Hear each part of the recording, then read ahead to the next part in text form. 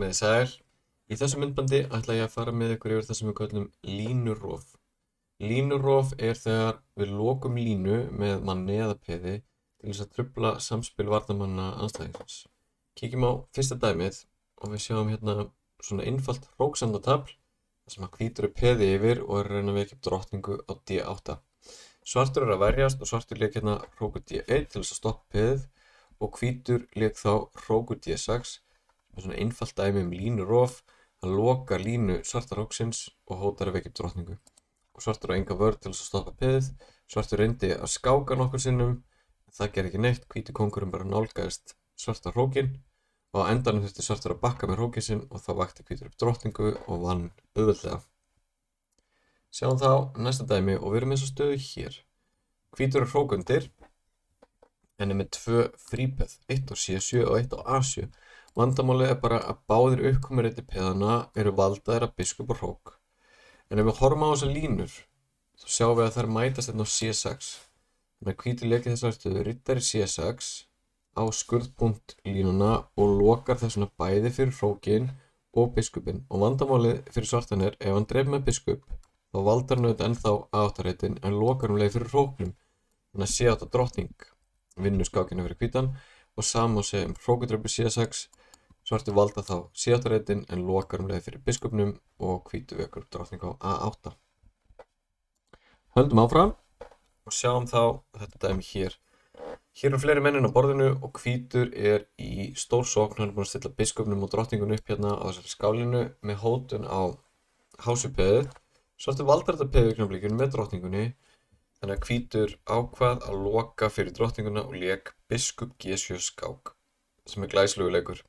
Við sjáum auðvitað að svartur drepur þetta með drottningu, þá drepur hvítur þetta með hrók og svo H7 á eftir.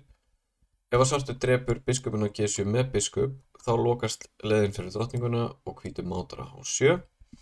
Ef að svartur drepur með riddara, þá drepur hvítur líka H7 með máti. Þannig að svartur á enga vörn hérna. Það var annar möguleiki fyrir hvítan, önnur tegunda línurofi sem var að leika hrókur G7, sem er líka góður leikur en hann er ekki alveg eins þvingandi eins og biskup G7 skák og þess vegna ekki alveg eins góður. Og svartur á líka sitt eigi línurofi í þessar stöðu, getur leikið E4 til þess að loka leiðinu fyrir drottninguna.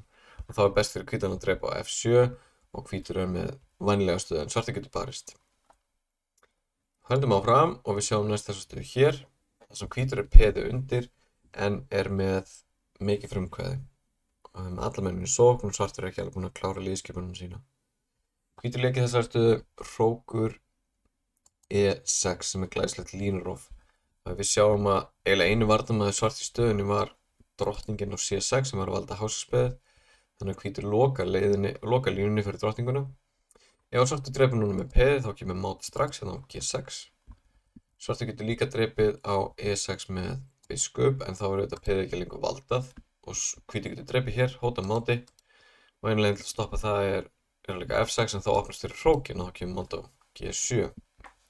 Svartur hefði líka getað reynt drottning drepur E6 en þá drepur hvítur á E6 og svo á H6 og núna skemmir þessi máthótun fyrir svörtum, hann verður að leika F6 og hér hrynur allt í svörtu stöðunni.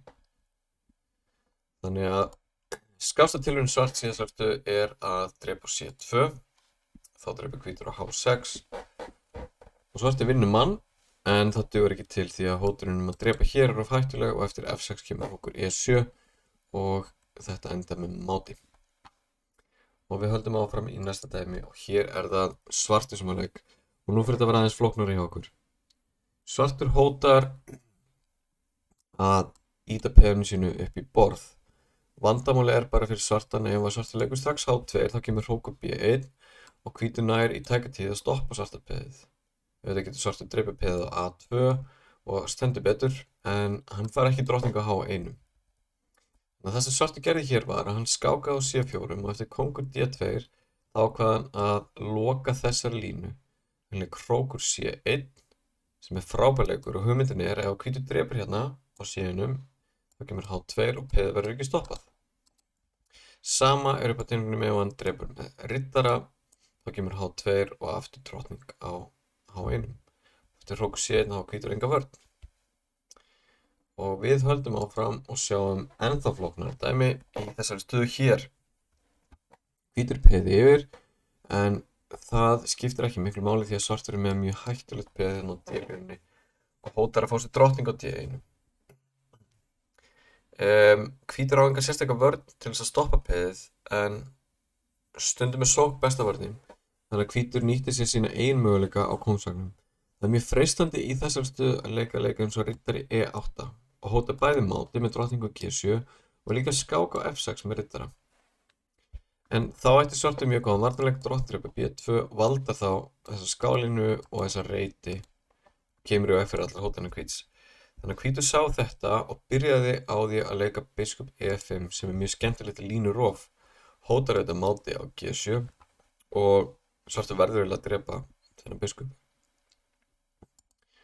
Þá lokast línan hérna, skálinan, og eftir riddari E8 þá dugar drottning B2 ekki af því að hrókurinn er fyrir og hvítur máta með drottning G7.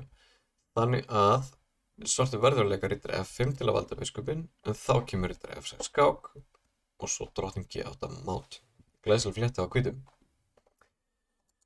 Og þá sjáum við næst þessu stöðu hér sem er svona skemmtileg staða sem kemur upp eftir mikinn flótta svarta kóngsins. Hvítur er búinn að fórna drottningu og manni og kóngurinn er komin allavega á G4.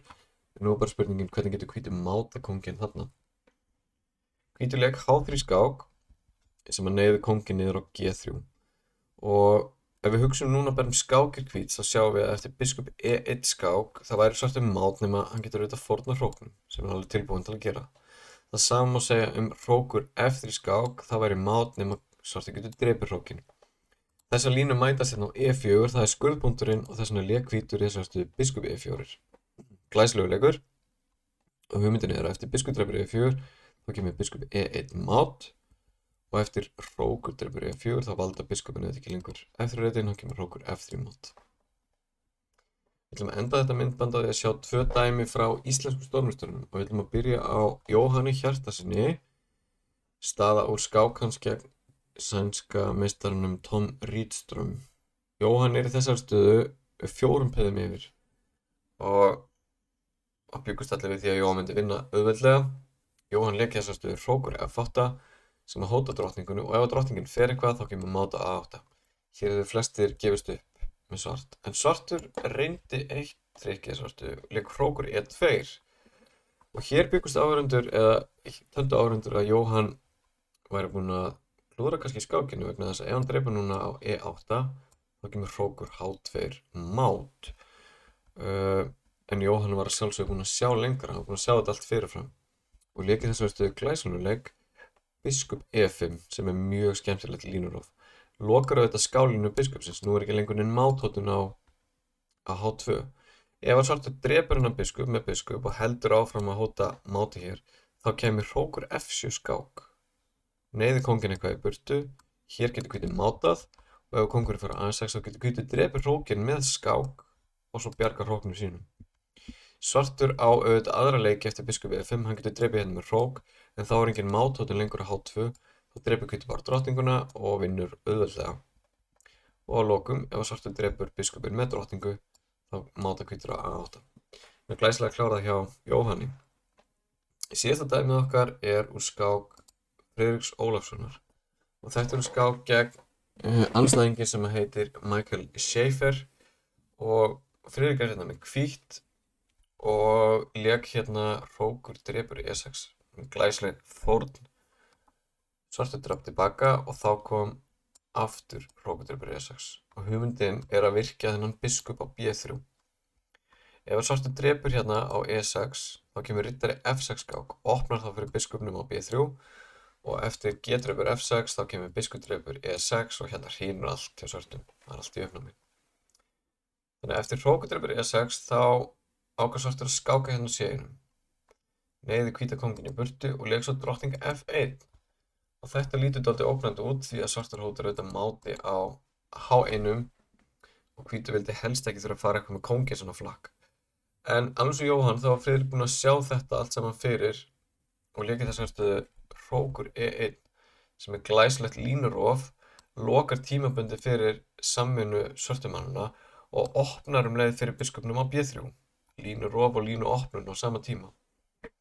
Í þessari leik svartur drottningdrepur E1 og þá skákaði Friðrik á E7, fráskák og tvískák. Svartur verður að fara með kónginn eitthvað og Friðrik kláraði þetta með drottning F5 skák, drottning drepur F8 og drottning G8 mót. Glæsilegur endir.